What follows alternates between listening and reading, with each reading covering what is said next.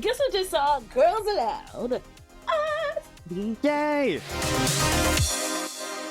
That's right, we saw Girls Aloud, and we are going to give you the review and the recap of our time in the UK. All right, so before we get started, special shout out to our Patreon producers, George, Lily, Louie, Emily, and Juliet. And you can also help us choose topics for our episodes if you become a producer as well at patreon.com/cctvpops. And don't forget, there is a free tier, so come join us. Okay. Yes, and I believe a few of our producers are also, or have also, attended the Girls Aloud show too. Yeah. So we want to hear all of your thoughts and opinions as well. But we're going to go section by section, costume by costume, track by track. So the Girls Aloud show is the 7th concert tour by Girls Aloud, one of the biggest girl groups in the world. And they did 30 shows across Ireland and the UK. And this is their first tour since 10, the Hits Tour in 2013. And it's also their first as a quartet following the passing of member Sarah Harding in 2021. And the girls have said that Sarah encouraged them to tour without her, but obviously it took some mourning and some time for them to actually feel comfortable to do that. But here we are. They do it. Yeah. They did it. It's been a long time coming, and luckily enough, we got a 1 hour and 45-minute show, and it was presented in 3 acts with an encore and featured the majority of the group's hits, some fan favorite album tracks, references and images from throughout the group's outstanding history, and special moments showcasing some of Sarah's iconic lines and her distinctive voice. So both Chris and I went to the tour in Aberdeen, Scotland, but Chris also went to 2 other shows in Glasgow. So let's discuss every aspect of this celebratory show. Yay. And if you went to the show and you're a viewer, new or old, or listener, new or old, definitely drop your fave moments, songs, and just memories of Girls Aloud in the comments below. Okay, guys? All right, let's get into it. Yes. So we're filming this about a week after we saw them. And I still have not really even come down from the high. I mean, the last show I went to was Sunday, so it was like 2 days ago. But honestly, like, even objectively, this tour is the best one that I have been to of theirs. Like, the energy was just super high the whole time, and it was such a very positive vibe at every show. So yeah, what an awesome moment. Oh, yeah, totally. I mean, this is my first time seeing them, only watching via a DVD disc, or YouTube clips. Yeah, no, this felt like a fresh kind of show in terms of, I guess, their energy. It didn't feel like this stale, tension-filled that I happened to witness in the DVD, the 10 DVD that you showed me. And it didn't feel like they were like brand new, especially after how many years have passed, right? It didn't feel like they were awkward. So shout outs to them being so prepared, I will say. But yeah, I'm happy that I got a chance to see them. I'm pretty sure a bunch of fans are happy that they got to see them.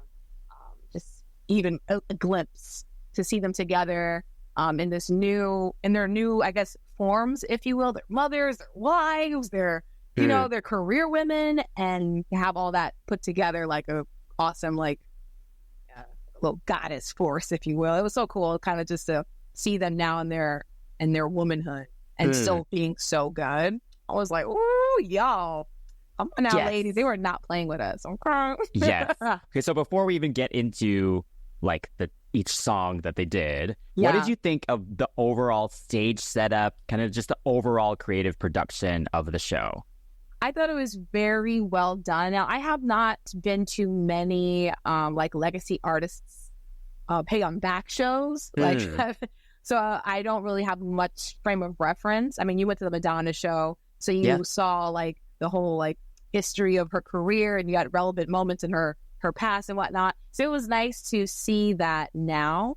It was really cool as someone who became a fan during 5 years ago, to be able to witness everything and say, oh my God, I know that video, or I know that iconic set piece, or I remember they were riding motorcycles, or I remember the butterflies from biology. Things like that, I think, really stood out, and they provided glimmers, the opposite of triggers, I found, provided a lot of glimmers for myself, and I'm pretty sure for other fans. I will say I was a little bit worried about them not having a band, But considering how full everything sounded, I can let it slide. I can let it pass. And it also, in terms of like the seamlessness of the show, I think it was still pretty tight. They very polished. I think Nicola, you had mentioned that Nicola wanted that to mention that in a comment to a fan, and I think they accomplished what they set out to do. Featuring Sarah in the show, I'm going to get into it a little bit later, but it was like having a like a lens over your face where you can see ghosts, and this little angel is sitting in the corner, and I was like, perfectly done. One of the better tributes I've seen with a lost member. Like with TLC, they'll do certain things, but I feel like this one was probably the best I've seen in terms of honoring a member of a group. Like K-pop doesn't do that. They may leave like an open space, but not like, here's the vocals, here's the visuals of this person. So I appreciated everything that was done in the show for sure. Yeah. What about you? You've seen it 3 times now, so you've got different perspectives, different things to notice. Yeah, for sure. I mean, just talking about some of the stuff you just said first. I mean, yeah, I think SHINee, maybe they did show Junghyun a little bit in some of their shows, but yeah, even now it's more subtly done as well. So yeah, the way that they actually just featured Sarah pretty much throughout the entire show was beautifully done. I thought that was awesome. And I think because they use her vocals throughout, I think it probably actually was helpful that they didn't have a band, because I think, it can get messy if you like have a track that you're playing to and if the vocal doesn't play or, something. So they did take out some variables just to make the show a bit smoother. So, I love a live band, and I still think for certain songs, because they do have very rocky songs, totally. that it was kind of missed a little bit at times. Okay. Yeah. But the show was slick. So I think they did a good job. And they did put some live elements in the backing tracks as well. There are some moments of guitar solos and live drums and stuff that weren't in the original song. So they did what they could without having a live band for sure. Regarding the stage, I will say after the Spice Girls 2019 shows where it was also like an outer ring situation, they did not have like the center catwalk that Girls Aloud did. But the Spice Girls navigated that stage terribly. Dang. They like the center circle was what they said was for the Superfans and was the most expensive ticket. And the Spice Girls barely looked in the pit. Like almost 80% of that show, they faced outwards. Pretty much, I would say. Goodness. Maybe 75% of the show. So I was actually a little worried about the pit, and I was like, oh my gosh, it's this situation again. But shout out to Beth and all the other creative directors, because they navigated the stage so well. They gave every single corner of this venue as much attention as they could. I would actually say there's no perfect seat or spot for this show, because they're kind of everywhere the whole time, and that's actually brilliant for sure. So yeah, I did actually experience the show from both the pits and the seats. Obviously, I never from like super far away. We were 4th row for our show. Then I was 2nd row for my 2nd show. And then I did the left pit for my 3rd show. And I will actually say, I still think to actually enjoy the show, the seats are better. To actually see the full picture with like the screens and everything, and the lighting and everything. In the pits, obviously, it was a bunch of super fans, so I had a lot of fun. And the girls get really close to you, and you do get a ton of attention from them kind of the entire time. But I'm glad I did that last, actually, because I kind of already knew what was going on the screens. I kind of knew what they were doing when they were facing outwards. And so I didn't feel like I was missing anything. But I do think if I only went once and I was in the pit, I would have been a little disappointed by it. Yeah. So we made the right choice by buying those something kind of woo seats. Indeed. I think. Yeah. But yeah, overall, I think they did an amazing job. Like obviously, I've been a huge fan like most of my life, and they honored their legacy extremely well. Like if this is the last thing they ever do, and this is what is shown as kind of their final thing, this encompasses everything perfectly.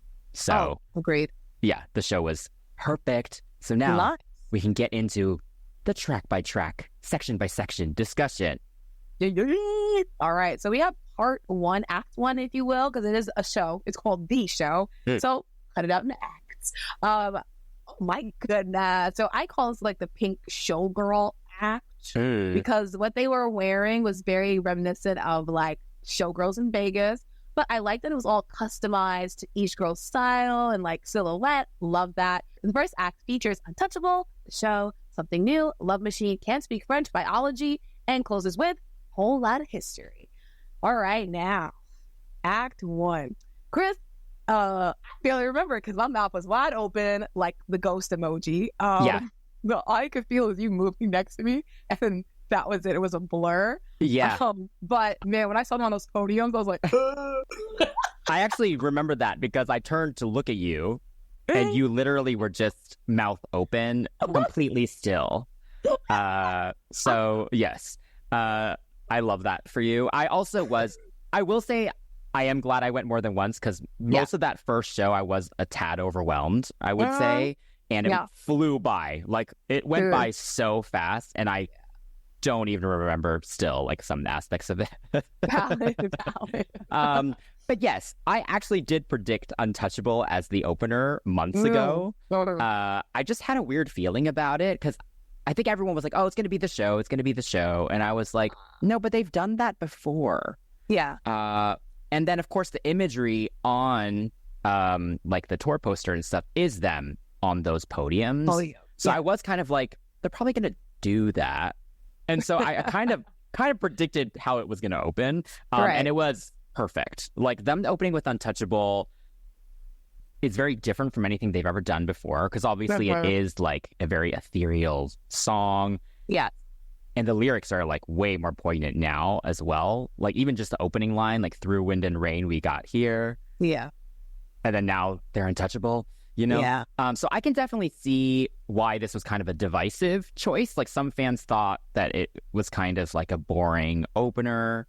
But I actually think it was super effective. I can see how if you were not a fan and you didn't really know this song that you'd be like, why is this song 7 minutes long? And they're not doing anything. They're just like standing there. But I think it actually set the tone very well because it was angelic. Then the second verse, you get Sarah kind of peeking through the curtain a little bit. Yeah. And you have her vocals start playing along as well. And so you kind of know that you're in a space that's also just honoring someone who's sacred. Gone. Yeah. So I loved it as an opener. What did you think of it as a choice?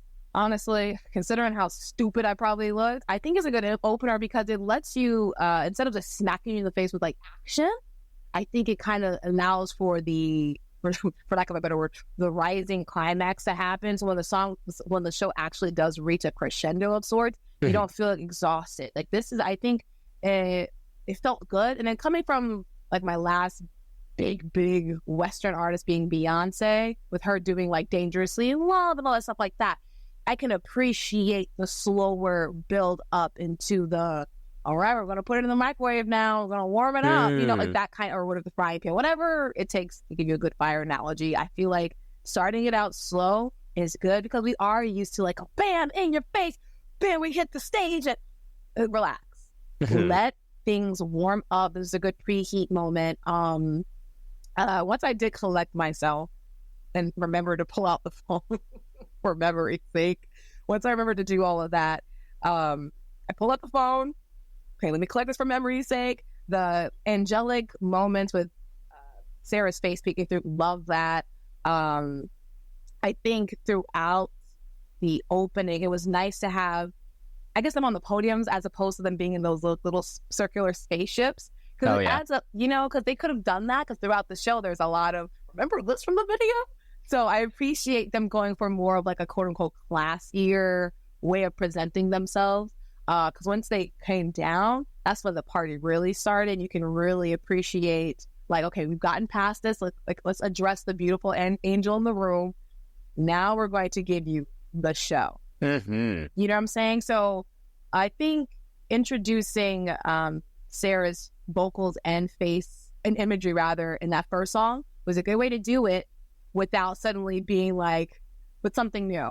Love the usage of just her vocals for that Take a Walk on the Wild Side part, but I feel like it wouldn't have been as like, you know, like, oh my gosh, she's here. Yes. if they had not done Untouchable first. Because you see, I think that element of having her face peek through adds to that mystery.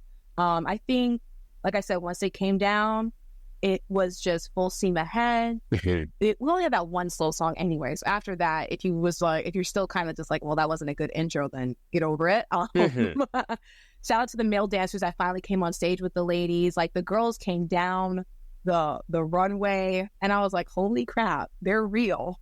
Because that Untouchable, them being so high up, obviously it goes with the song, but it kind of makes you feel like, who are they? So when they come down onto the stage and they're stomping down the center, it was epic. Shout out to when they finally get to something new.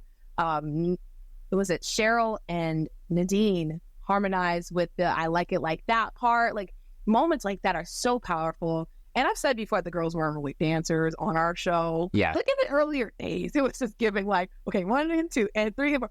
But honestly, after years of performing, I'll take that back. I'll take it back. They were dancing. Oh, really? Yeah. Okay. Interesting. I will say there were some synchronicity issues, but that's not me saying that there's a passion issue. There was passion. Yeah. There was enthusiasm. There was intention in the movement. I feel like they sounded good. They looked good. There was some little hiccups here and there. Like Nadine forgetting to sing at one point, but I would rather that and realize that the mic is on than them not, actually singing.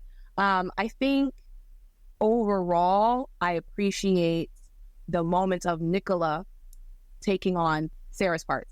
Kim also took on some notes as well, and I really do appreciate them kind of being able to navigate the line distribution really gracefully. But yeah, I think this first act was a good, like, hey, remember us, we're back. But I feel like second half definitely was like the more punchier, more like in your face part of the show that probably is like a highlight for me. What about you? How do you feel about like the costuming, the songs, the set list itself at this point? I think the set list was perfectly done, because I agree with you. The climax isn't until really like near the end. Yeah. Which was awesome, because the whole thing just kind of builds up that way. This section has more of the like slightly sillier, like lighter kind of songs in there. Yeah.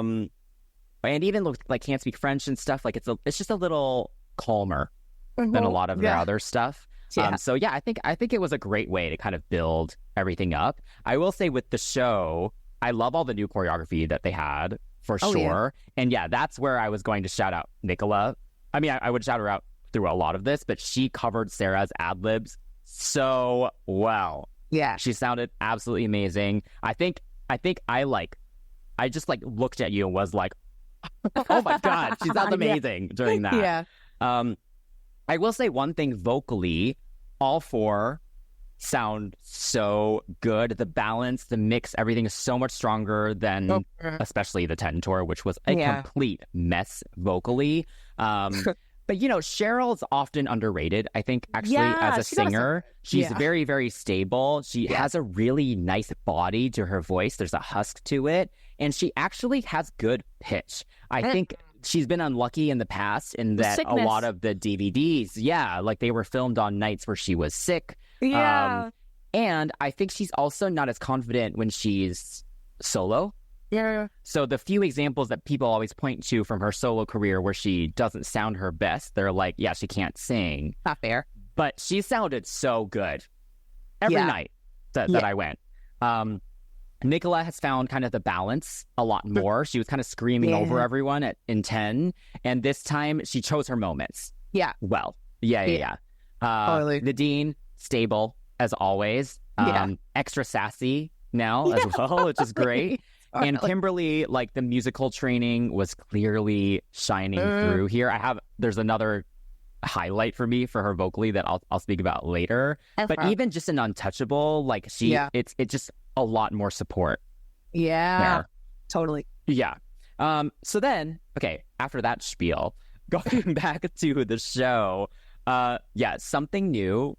That is such a highlight in this show because it's kind of insane how powerful it is when they storm down that catwalk, like you said. Oh my God, it's such a moment. And Cheryl did notice us very early on Yes, she did. During something new. It's like right at that first chorus, like when they first stormed down. I think because we were, I mean, of course we were going crazy, but also the crowd around us definitely was on the calmer side. They were, in Aberdeen. I would say the crowd was a lot more lively in Glasgow. And I think Glasgow is actually known for being one of the best audiences in the country. So yes, valid. I will say we had a very interesting crowd around us. But it actually helped us in a way because we stood out quite a lot and got a lot of attention from the girl. But yeah, I remember I put that in my notes too because I pointed at her. I was like, she's like, what? Yeah, like, she pointed us out like immediately.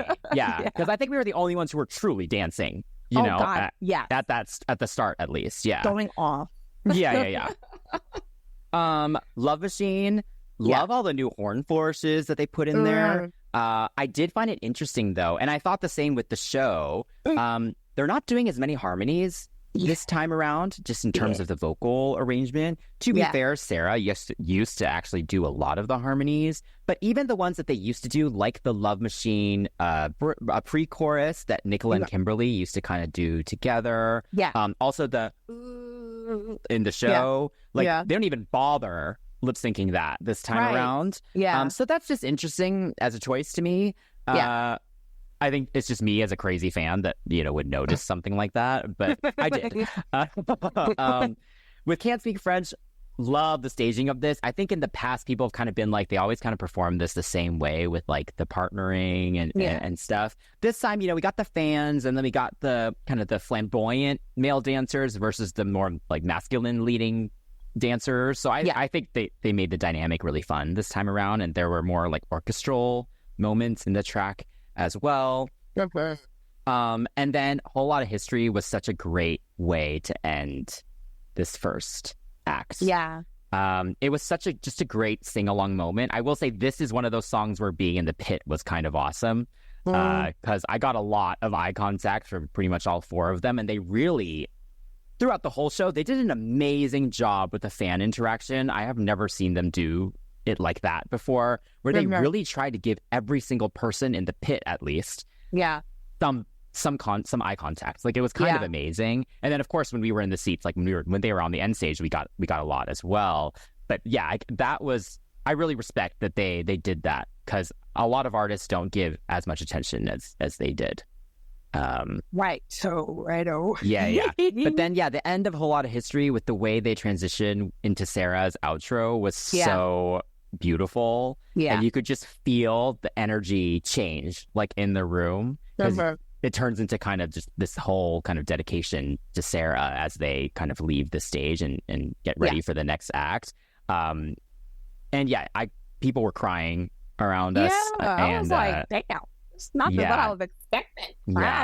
It was really beautiful. I appreciate the choice actually to not do kind of real video interludes, like just kind of leave it very kind of quiet each time. It's like, forget the VCR. This is great. Exactly.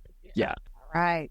On to Act 2. Let me sing into the mic. Sorry, y'all. This is Act 2. And this one, it was the biker girls with the black and the silver.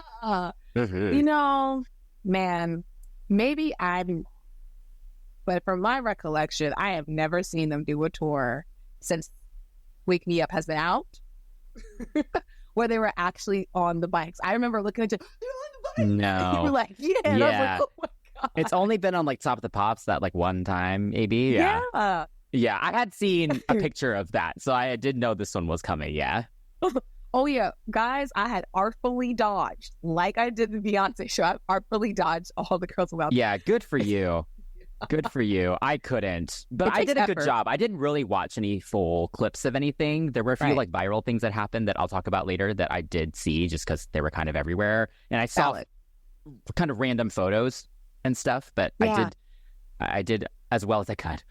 Not valid. Hey, listen, that's why you have good insight, because you kind of know what the fans are talking about, what was buzzing around, So this section, they started with Wake Me Up, as you mentioned. They did Sound of the Underground, Girl Overboard, No Good Advice, Graffiti My Soul, Long Hot Summer, and I'll Stand By You. Right. So were the motorcycles effective for you? So really like to pay attention to lighting in shows. I think some of my favorite lighting design has been Janet Jackson's All For You tour in Hawaii. Yeah. I used it as a thesis paper one time when I was in school. The lighting for this one was so cool because like the way they weren't spotlights, but it felt like spotlights, but the way the lights were kind of swinging, it felt like we were on a road with just crazy traffic. There was purple clouds and lightning. I felt like I got my senses back so I could actually appreciate what's happening. But man, I was really impressed with the design of it. It's so simple, but that's the thing about when you about having iconic imagery throughout your career. You don't have to do too much. You just have to lean into it, make it camp if you have to, but lean into it, go for it, and just give the crowd what they want. We recognize the bikes. We recognize the storm clouds behind them. Just give it to us, right? And they did that. The only thing they didn't give us was the hair flips. I kept flipping my hair that whole... Yeah. It never happened. I think they were probably just too scared to move the motorcycles too much. You got a few kind of near the end of the song. Exactly. Yeah, I will say, so I did see kind of just a very bad quality, like from kind of one of the back sections, like a 10-second clip of them just kind of on the motorcycles. I wasn't really sure if it kind of matched the energy of the song, because they don't move very quickly, you know? So it's just kind of like you took this song that has this amazing dance routine. So I actually was a little sad they do like half the chorus at the end, but they don't really do any of it. But yeah, I was kind of like, oh, it's like a little like stagnant for such an energetic song. Yeah. So I think maybe if you're sitting farther away, this isn't as effective. But when you're close to them, and especially when you're in the pit and they go over you, it's really, really cool. It's really, really cool. And of course, I love the reference to the music video. I'm sure it's quite scary to be on the bikes like that. But I think just visually, even if they kind of just went like up and down a little bit or some something. type of like carousel kind of like horse or even if one is more forward, or like two of them are more forward than the other two, or just something just to make it slightly more, give it a little bit more depth. I think that maybe would have made it a little better. It's valid, but it's expensive. But at the end of the day, they flew on my motorcycles, so that's awesome. This it's is just better me than the being platforms. Yes, better than the flying platform. So kudos to y'all. They thought of something new. Yeah, for sure. I was very excited that Sound of the Underground was on the end stage. Oh yeah, because I mean, at the end of the day, this song means so much to me. Oh, valid. And so to have them, and on the 10 tour, they were mostly on that platform, so they only did that last chorus like with the mic stands and stuff. So to see them do almost the entire like original dance routine like right in front of me, like literally like 20 feet in front of me, and like Nicola like staring at us the whole time as well, because we were doing every dance move with them and she was loving it. So that was a really big highlight for me, for sure. Kim saw us too, actually. Kim, I think I was looking Kim in the face. I was like, we were like when we were leaning forward with our fake mic stands. Yeah, all you can see is her smile. You can see in her eyes, because obviously she has to sing in that moment. It was just so funny because I was like, yo, they probably think we're nuts. No. Like, no, good kind of nuts. Because I love when people can like sing something back to you. It's like, yo, you're a quote unquote crazy fan. Like, I love it. Give that to me, you know? We then got the first of the album tracks, the fan favorites. We got Girl Overboard of Tangled Up. I was so excited that this made the set list. I've never witnessed it live before, and it's like one of my top Girls Aloud songs. So yeah, that was a great moment. The faith. Yeah, I think it's good that they're able to perform the album tracks like this, because then you have like Graffiti My Soul, and then Long Hot Summer was like a single, obviously, but then that whole like little section of Graffiti My Soul, Long Hot Summer, No Good Advice, Girl Overboard, that whole section was a nice little like, we know the fans love it. Well, the real fans, we know that they love it, so they're going to sing it. I think this was the section that was a little bit more like them free flowing. I'm not saying that they weren't dancing or doing choreography, but because they were more like close to us, I felt it was just a lot more fun. They were just kind of living in the moment, as opposed to like when they were on the stage toward the back or doing like the more campier songs like Love Machine. They weren't doing like choreography. It was more just like we're walking, we're singing, some hair flips, here's a moment. here's a moment. And I really do appreciate it because there's so many fun moments in these songs. Like we're feeding my soul with the stuttering, and we have a cute little duet dance song with Kim and Nicola. And I was like, finally, because I think throughout me watching their tours, I've always been like, okay, put Kim on the screen now, put her on the screen now, put her on. I think I've always done that. Like I've watched it, I'm like, okay, where's Nicola now? Okay, no tea, no shade to the other members, but I think it's just with the editing, depending on who's singing or whatever. We either get a wide shot while Kim is singing, or like I was like, come on. Or we get a quick little Nicola moment, which is probably why she was singing her face off in that 10 tour, because you're going to hold my frame. But yeah, I like those moments like that. I think because this section was a little bit more rock focused, that's why the girls' vocals just sounded so good. Like you can totally hear how much their vocals have matured. And you can hear the experience and the technique. There are moments where I saw Kim like really holding her diaphragm like a true theater singer, because she was like, hang on, I need to make sure I'm breathing. And she was. And I was like, girl, go the hell off. I do enjoy hearing Kim and Nicola throughout the show. Of course, we know that Nadine and Cheryl are great singers. I didn't know that people didn't think that Cheryl was a good singer, which is a shame, because her voice, I can sing her parts. I'm like, I could do that. I can be a Cheryl, like, because her voice is very much in that mezzo soprano kind of like very forward, chesty kind of singing, and I like it.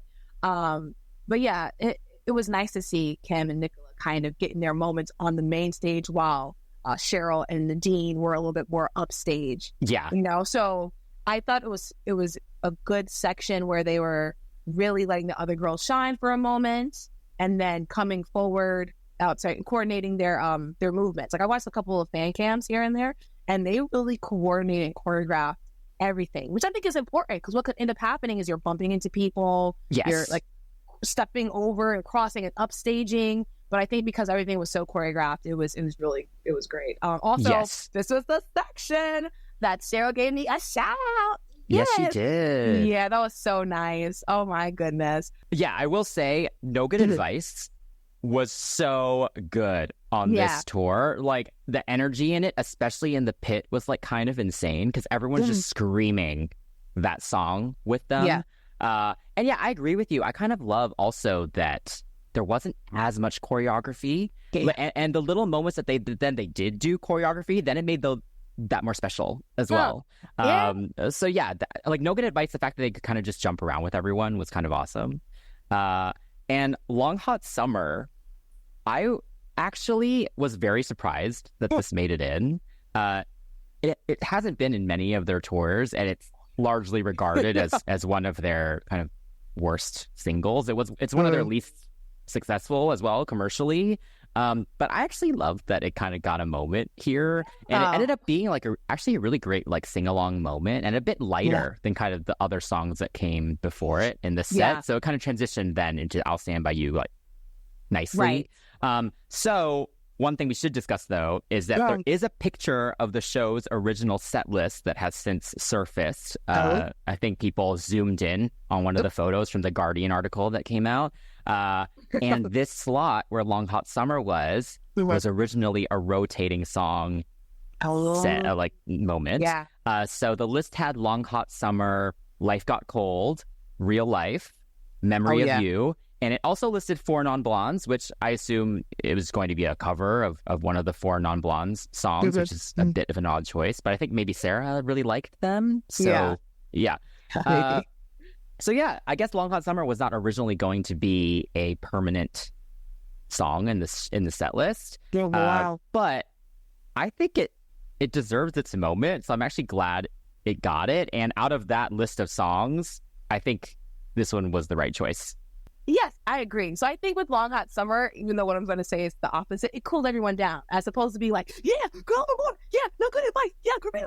It was like, we're cool down, our ladies and gents. All right, on to the next song. And you have Nadine, letting us know we're getting ready to sing a very poignant song, and to, get your flashlights and stuff out. And I think that's a great way. There wasn't much speaking, but I think it was a great way to kind of ease us into it. Yeah, so at one of my shows afterwards, she took this opportunity to shout out some of the signs that people made because people had some really, really funny ones. And so one of my friends, he had one that just said wasp on it, which she loved. So just wanted to shout that out. Please explain. There's a performance of Call the Shots from a festival where there's a wasp that shows up and she stops singing to like yell about it. I remember now that you mentioned. Yeah. That is actually hysterical. Yeah. Go off. And then there were other posters about like Cheryl's, peak of Greek and all that. So that was just really fun. Also, there were so many people from like all over. So my friend had a poster showing that he was from Hong Kong. Kimberly and Cheryl were like shocked by that, and so he got a really cute moment with them. Me and one of my other friends, we also had like New York signs which they pointed at. There were people from Chile, there were people from like Mexico, like other parts of the US. It was kind of crazy, like how many people traveled. So yeah, that was really awesome. And so yeah, Nadine did take that moment in one show to do that. Hysterical. Okay, well, that's actually really cute. I wasn't expecting her to do it right before I'll Stand By You, but that's so cute. What did you think about I'll Stand By You? I mean, I feel like I didn't realize by the time we got to that song how quickly this show was going by because of all the fun songs. But yeah, I think the way Sarah's vocals were featured was really great. And it goes back to what you were saying about the band possibly not getting the timing with MP3 or at WAV form, WAV file. It was great to hear her voice. I do wonder if the moments could have been elevated with more like harmonies throughout, like here and there, as opposed to just the chorus. I think the ending was immaculate. Shout out to Kimba. Kimba held down that alto section. That was what I was actually going to shout out too. The root note, she was holding it down. So go the hell off, girl. Also, she also did the octave for the Girl Overboard intro. Yes. And I actually didn't notice that because they faced the pit for that. So I didn't actually see that until I was in the pit the last night. And I was like, oh my gosh, she's doing the octave. She never did that back in the day. So good for her. Her range She's doing a lot of sweetener vocals. I forgot what song it was. Improved a lot. Yeah. I think it's awesome that they managed to find Sarah's like full demo vocal, I guess, of I'll Stand By You. And I think it's really awesome because she sings it more like the original, like the original Pretenders version. Because she's just more rock influenced anyway in how she sings. And so it's kind of awesome to hear that. I do hope we get like an official release of it or something, maybe. But even if they, hopefully they film it for DVD, but getting like a proper recording of it will be really nice. I actually had the same notes as you about kind of the extra harmonies and backing vocals. Because, I guess we did talk about it after the show. Because, like, in the second verse, you actually can see that they are singing some extra little vocal moments, but their mics are turned down very low. And then, especially in that bridge when they're doing the or they're doing oohs or ahs, but you can't even hear it. And I checked a couple fan cams from, across because I wasn't sure if it was just, in the arena that it was just very loud. But yeah, they turned their mics down quite low for that. So that's interesting. Because I agree with you. It was an opportunity to actually have them harmonize with Sarah during the verses. But yeah, I love the way that they're ending each section, or at least these first two sections, with these ballads. Because it can be hard sometimes to place ballads in a set list because it does kind of, the energy kind of goes down quite quickly with that. But the way that they turned both Whole Lot of History and I'll Stand By You into proper moments dedicated to Sarah, especially, I think that was just a really smart decision. So, good stuff. I mean, it brings the show to like a little bit of a lull, but we haven't shouted them out. Even though there were moments of silence, what brought us back into the atmosphere of the show were the dancers. We mentioned them during the performances, but we didn't mention like the in-betweens. Like they were kind of stitching those little acts together. So when we finally get to the next act, we get introduced to the dancers. And oh my goodness, I have to say throughout the whole show, I think the third and final act, the red and black outfits, was like my favorite intro because we had a guy doing some b-boying. The guys were like on the middle, the roundabout, if you call it that, the runway. They were everywhere. Loved it. And this final act featured the songs "Sexy No No No," "On the Metro," "Jump," "Call the Shots," and "Something Kinda Ooh." Yeah, baby. Oh man. Wow. You know, everyone was collectively snatched when we saw the dresses. The inflated dresses. Yes. Shout out to Nadine because she was snatching the crap out of her dress. I was in here. She was like, I'm going to make this move. Word. She said, you're going to get something from me. You're going to get something. Those dresses, I don't know if they've had any like technical issues with those things, but there's so much that can go wrong. And there's been multiple nights where at least one of them is like not inflating properly. Oh, no. Including my last night, actually. Kimberly's was fully deflated by the end of that song. I just said, I'm tired, girl. I'm tired.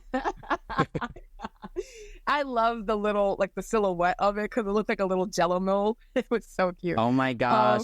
Actually, I don't know if you read the Guardian interview, but the whole time, because it was done during the rehearsals, and they're like, he writes about how they were trying to figure out exactly how much to inflate them, because if you inflate them too much, they were like, we look like toilet paper. No. Like a roll of toilet paper. I mean, if you guys have ever seen the Dots candy, that's what it looked like to me, like a Dots candy or a Jell-O. So no, ladies, you didn't like toilet paper. Congratulations. I think this, like I said, the dancers opened it up. So when they kind of appeared, when they actually appeared on their dots, their dresses, it was great. I was like, wow. And this is a testament to their performance quality because they're very charismatic and they went nowhere. They didn't move a damn inch. And I was still captivated. I was like, oh my God, I don't know what to look at. But obviously, like whoever say, I just shifted my eyes and my gaze to match because I was like, oh my God, I don't know what to look. I'm just so excited. It felt powerful for sure. Also, major shout out to Kimberly for covering Sarah's "Ain't no damn reason" line, because honestly, she would not have been able to sing that as well as she did previously. So, yes. Yeah. What is the song that they're sampling in this new live version? Because I know this guitar riff, and I can't place it at all. So please, someone, please comment and let us know. Word, because it sounds so familiar, but like my brain is just not clicking to it right now. Yes, but yeah, I agree with you. I think this is another one where when I saw, like, I think I saw just like again like a really bad quality, like 10-second clip of them just in these dresses, and I was like, oh, they're like not moving or doing anything. But in person, it feels very powerful, actually. Yeah. I saw a couple comments on videos that were like, they're not 70 years old. They could be moving. I'm like, you know what? To be fair, also, I think as the tour has gone on, they're a little more loose with it. Like, because I think the clip that I saw, it was only Nadine that was kind of like even interacting with the dress, and the rest of them were just kind of like, posing in it. So now it feels more dynamic anyway, given, even just like halfway into the tour. Right. I think, that's so effed up. And by the time this comes out, the tour will be over. So maybe, they'll do a bit more with it. That is so funny. I mean, there's nothing else they could do, to really represent this song. Unless they just stand over like... I mean, the dance machine for this is pretty great as well, so... Aside from, like staging-wise, I don't know what else... I mean... Yeah. They've done everything they could think of. They've been moving around. So let them sit down. But yeah, so moving on with that, I think the whole show up until this point was full of big moments with like the vocals. As you mentioned earlier, everything was really tasteful. Everyone sounds really strong. And I'm so happy that no one was over singing or trying to outdo the other. Everything had its place and intention. From what I've seen in fan cams, the ad-libs, the extra blah, blah, blahs, the vocals, extra vocals have been consistent, which is good because when you try to switch things up, no matter how good of a singer you are, if you're not really confident, or not even confident, I forgot the word, but like if you don't really practice something and your placement's off, then it's like it's gonna ruin the whole atmosphere of the song because either you're gonna be flat or you're gonna be sharp. And I've seen that a couple times where people try to change up their ad-libs and they weren't expecting to change up the ad-lib, and then suddenly it doesn't sound good, or like because they're out of breath and they didn't rehearse it, it falls. You know what I'm saying? So it doesn't make the person not a good singer. So when you're in a show and all the adrenaline's going, if you decide you want to hit a high note, it might not come out. But if you if you do the note that your muscle has already memorized, it could come out really good, or just like, okay, whatever. But at least it was the practice choice. And I appreciate that again. I feel, once again, Kim and Nicola had a duo for On the Metro, and they were eating it up. Like I said, Cheryl, Nadine, great set of women. Great set. I'm very familiar with them. Like, for me, when I think of this group, I think of Nadine's voice, Cheryl's face. Nicola is my favorite member. And Kim, I was always like, ooh, hang on. She has a little smokiness to her voice. I like it. And to actually, like, see them in the forefront, see them on the main catwalk, I guess? The end stage, thank you. See them there was great. Also, we haven't even actually shouted out some of the new visuals that they filmed as well. The On the Metro one, like, they should just turn that into a music video for sure. At this point, release the visualizers. Give us something, because it looks so good. I appreciate how those new visuals match from top to the bottom of the show has matched. Even with Sarah's parts, they matched. And I'm like, oh my God. Being up close, obviously the perspective could be like either like hit or miss. But I think wherever you are in that stadium, or the arena rather, it matched. And I'm like, thank God. I think for Jump, the visual, the two-tone, that duo-tone visual effect was so trippy. I don't, I'm okay with it. I don't think it was like the best thing ever, but I guess it is added to the atmosphere. I guess, whatever. I think that's the most random out of all of the. I agree with that. Remember this moment? I feel like that was the most random out of the visuals from their career. Have you since seen the viral clip of Jump that was going around? No. Okay, so this was one of the few clips that I actually saw. That like longer clips that I saw before I went to the show, because Nadine totally forgot all the words, and she literally sings, "I'm singing the wrong words." And anyway, that went viral. Like that went everywhere. There were news articles about it. And it was hilarious because all four of them started laughing. That was so it was cute. just a cute moment in the cute. show. Just wanted to shout that out. And then on the Metro, one thing I did notice from going multiple times, the one time that a solo line is lip synced, like, so obviously the choruses, there's backing track and stuff, which is very normal. Yeah. But Nadine does not sing the "When I came back, I was gone." Ballad. When I came back, he was gone. She doesn't sing that live. That's on the track. And I was like, that's the one moment. I wonder why. She been singing the whole show with you. Yeah, it's a bit odd. Listen. Just wanted to point that out. You know what? I think the note after a certain point is pretty high, because I don't think she hits anything that's super high, like quote unquote super high, throughout the show. Really? And that he was gone. Like, I feel like it's kind of high. There's a Sound of the Underground, like, ad-lib. Or the Call the Shots at. Anyway. Okay. Yeah. I mean, they did have a little dance break, I guess, right before it. So maybe she was just like, I can't. Yeah. Can you imagine her? I'm not doing it. I'm not doing it. Put it on the track. I don't blame her.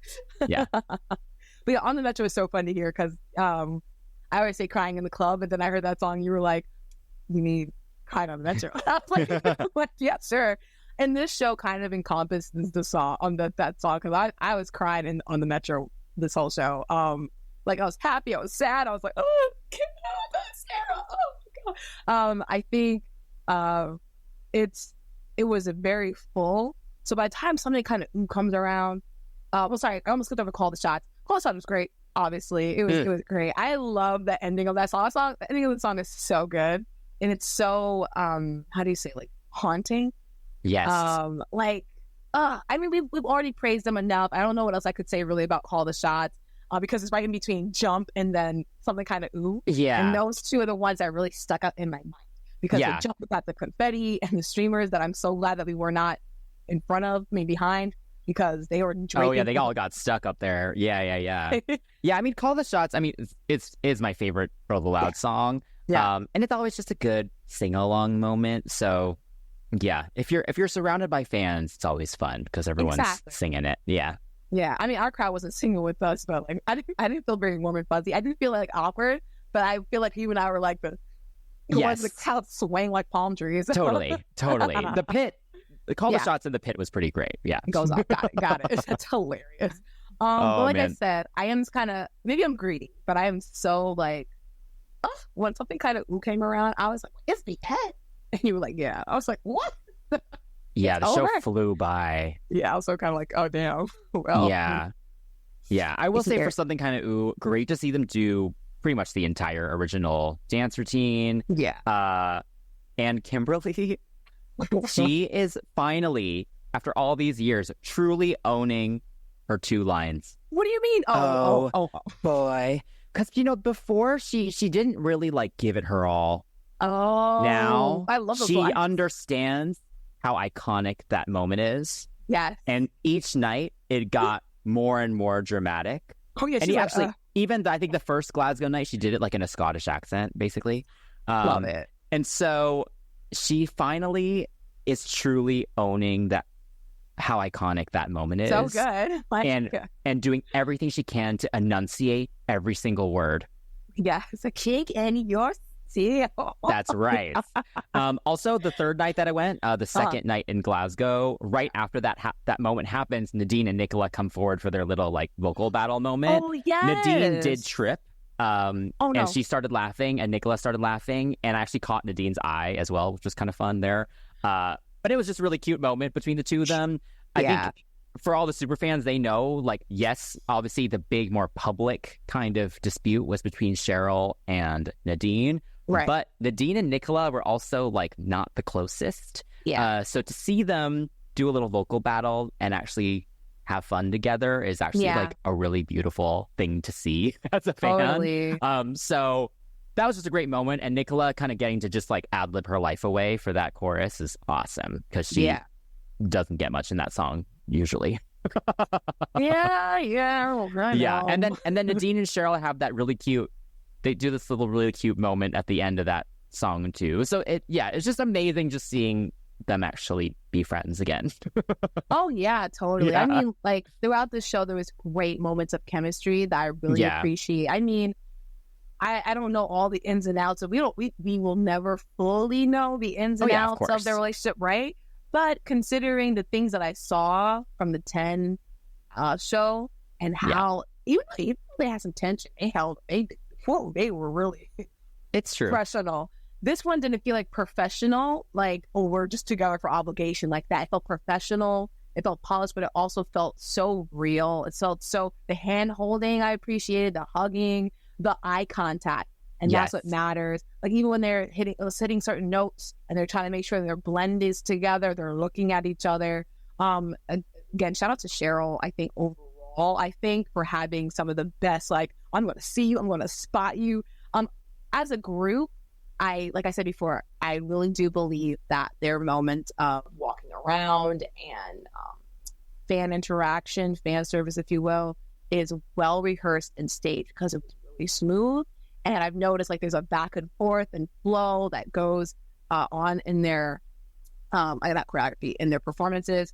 So honestly, I'm here for all the love. I'm here for all the neatness, the professionalism. It was very good.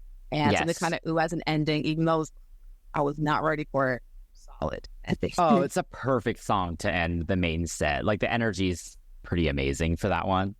So it did fly by. But we are already at the end of the show, as you mentioned, and they do have one more song. They do The Promise. Yeah. We get the gold and silver dresses. We get the references to kind of their previous performances. We get the sparks. We get the big pink feather fans from the Brits. I was like, oh my God. I looked at you and go, there it is. Yeah. And then, of course, the way they highlighted Sarah's part, her primrose part, was so beautifully done. So they put that screen up kind of in front of them and they have her projected and you see the 4 of them staring at her. Yeah. And they made it just like this full a cappella moment.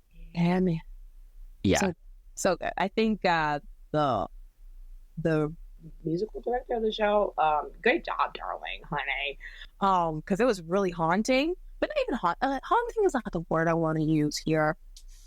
But it's haunting, but without the like the smoky, scary aspect of haunting. It's I know what you mean. It's lasting. It feels like an engravement into your soul, if you will. So you think of Sarah with these big, like, bright vocal moments, right? Yeah. She's the quote unquote brightest vocal in terms of, like, technique and timbre.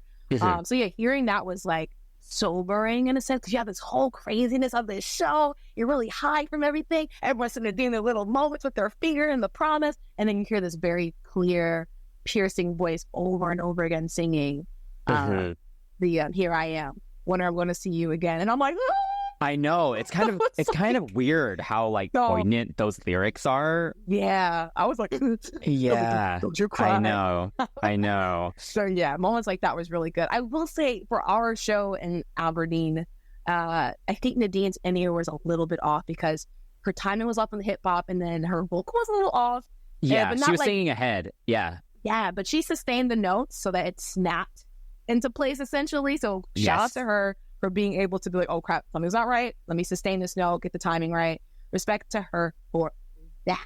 But yeah, I mean, the pickup of vocals after the "Here I Am Walking Primrose" part, the bridge, that pickup was great. Oh my God, it was so cool. I loved it. Loved it. Stand out for sure. I have nothing else to say, but oh my God, wow. Yeah. It's this great, it was a great build up of hearing their vocals because they all have great tones, and to hear them stack their vocals was just really powerful. And I think that's why it was so impactful, because you could hear each one of them, and you could hear that their parts make the whole so much better as opposed to them being apart from each other. So I think that was really nice to have Sarah, obviously, when she's finished singing, and then Nicola, and then the pickup. It kind of builds. Yeah. It felt like I was watching like, Sailor Moon or freaking Captain Planet. Our powers combined. It was great. I was like, I love this. Yeah. So this was actually the other kind of more longer clip that I saw before I went to the show, because the other viral moment that happened was, so Cheryl was actually a bit sick the first couple shows of the tour. And so I think her voice was kind of just gone at this point. So she points to Nadine. She asks Nadine to sing her last line for her, like the end of that bridge, big note. Yes. Yeah. You should find this afterwards if you haven't seen it. But I can remember the nudging. Nadine is doing this like thing in the back already, and so she's like looking at Cheryl, and she has like crazy eyes as she's like doing this very nice ad lib. Like girl song. And then she gets the words wrong, but she does sing the line for her. But again, this was just like a great moment where it's just like the chemistry of the group. Like Cheryl would never have asked Nadine to sing for her back in the day. You know what I mean? I'll be flat, but I'm not asking you. Yeah. So yeah, that moment had a ton of news articles about it too, which were funny. It was pretty funny to see. But yeah, I think The Promise does make a great concert ender. Like they ended 10 with it as well. I think there is, because it is that kind of Motown-y vibe, it doesn't really fit in with a lot of the rest of their discography. So having it stand on its own, give it its own moment, it is their Brit Award winning song. Yeah. And just that Motown sound makes it feel kind of timeless anyway. So just a beautiful way to end it. I also think it was a really nice choice to also not really say anything afterwards. They kind of leave it as it is. They do their bow. You get that picture of Sarah, huge on the screens. Yeah. And they just hold hands and just walk away. Like, I think that's such a beautiful way to end it. I think I did hear at one of the shows, they were like, are they not going to say bye? I think I heard someone say that. They did. They did with Sarah. But yeah, no, I think it was just a beautiful way to end it. And you kind of leave kind of feeling the same way that you do at the start of the show. It's like you're happy, but it's also like kind of sad. Yeah, I don't know. It's kind of very interesting. I haven't really been to a show like that. Yeah, it was. Yeah. I was sitting there like, I'm coming here to cry. I was sitting there like, you better not cry, girl. I had to pull my eyes out a couple times. Like I looked crazy. Does that help? It does. For me, I guess I was like, especially with was it, I think Act 1's A Whole Lot of History? Yeah. Because they kept playing it over and over. And I was sitting there like, stop it. Yeah, I was tearing up a little bit as well during that one. Yeah. I was like, you better not cry, girl. I'm like, it's okay to cry, but like, don't make me cry. Oh, man. I think overall the show was very effective in what they set out to do. Shout out to the choreographer. Yeah, Beth killed that. Thank you. That's the name. Yeah. shout out to her. Shout out to the dancers, the music director, everyone on the team. Great job. But yeah, no, I feel like this is one of the best shows I've seen, but I haven't seen a lot of shows this year.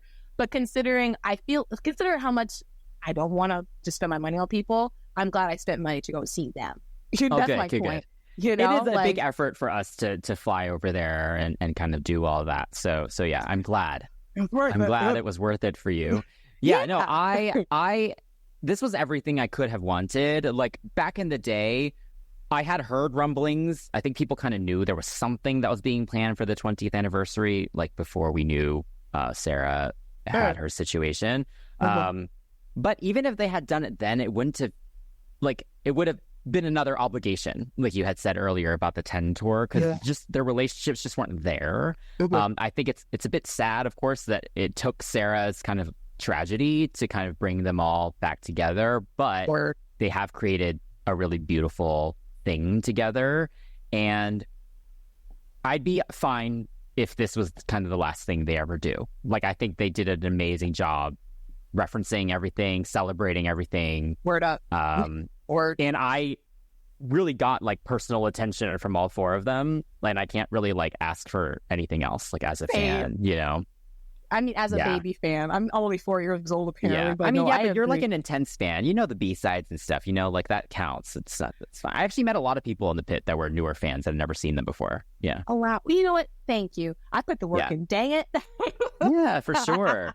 For sure. But yeah, what do you think, like, moving forward? So basically they have one more scheduled appearance after the tour. They are doing Brighton Pride in August. Yeah.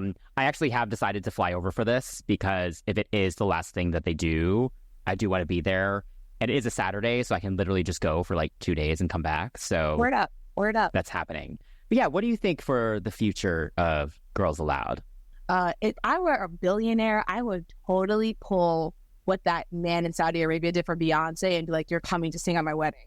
I wish I had the funds for that, because I would literally be like, hey, listen, how much to get y'all in New York? How much? But yeah, I think at this point they're done. I mean, they could pull a whole, like, we're going to just do like a cute little encore situation. But at that point, I think it'd be a little bit the word egregious. That's not the word I want to use, but I feel like it'd be a little bit like extra. Let's just say that. Be a little extra. You wouldn't do anything else past this summer.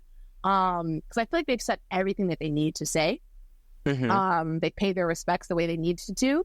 At this point, I feel like it's going to be just a bunch of reissues and B-sides release and hey, this was in the vault, and much appreciated for sure. I do want a damn DVD. Give me a DVD that I can, please, because Beyonce played those.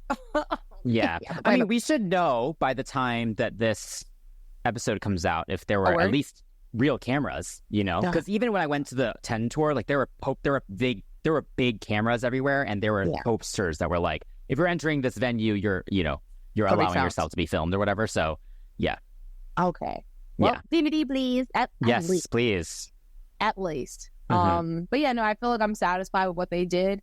I think they did a really good job. This was a very done period big dot kind of show. I'm here for the big dot. Yeah, I mean, there has been a lot of buzz. I think this tour has gone very, very well for them. Yeah. I could see them potentially just doing maybe a festival run or something next year.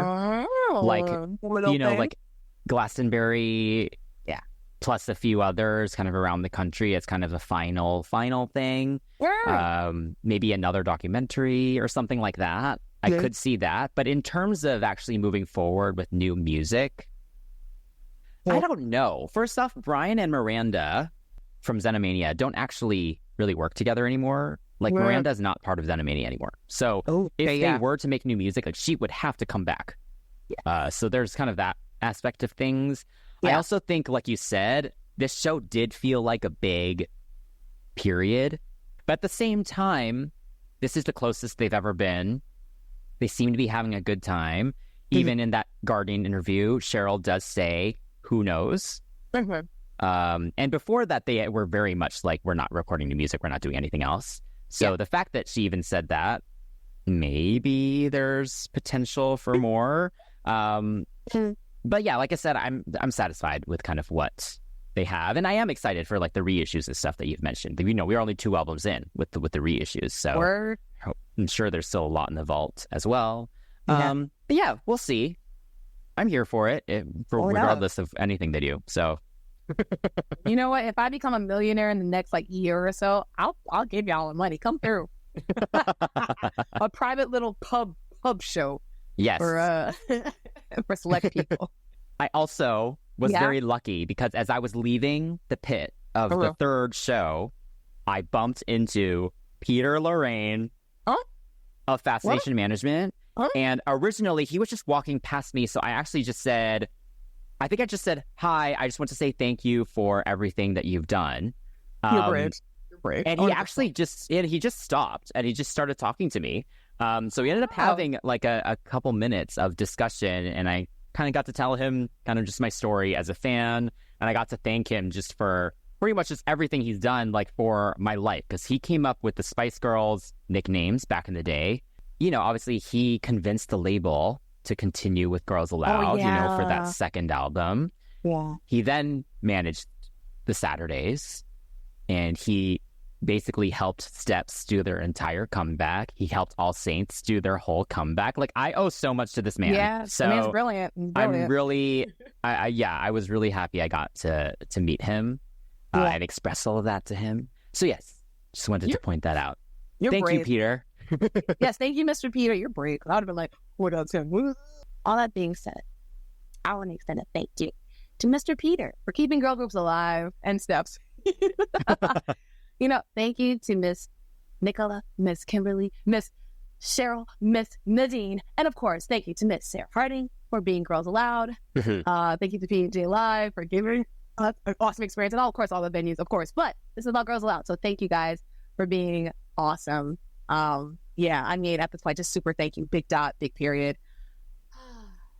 We have a fandom name, just Alouders, right? And shout out to all the Alouders for keeping the girls going for so long and giving them a reason to come back. Seriously, because there's so many groups that say, hey, we're going to get back together, and they can't because there is no fans waiting. There are no fans waiting, and the fans were waiting, and we were ready. And all right, that brings us to the end of the show. Well, this today's episode for our show. Yes. Let us know if you attended the show, or even if you just watched the fan cams, what you thought of everything. Let us know what you think is in store for the future of Girls Aloud. And of course, if you like us, you can hang out with us and the crew on Patreon at CCTV Pops. You can also follow us on social media, also at CCTV Pops. If you're watching on YouTube, please like, subscribe, and turn on notifications. And if you're on a podcast platform, please give us a follow, rating, and review. Thank you so much to everyone, because actually we have quite a few ratings now, and we're like a 4.7 or 4.8 or something. That's awesome. I'll take it. Thank you. All right, until next time, that's Chantel. That's good. Signing off from CCTV, the Nonstop Pop Show.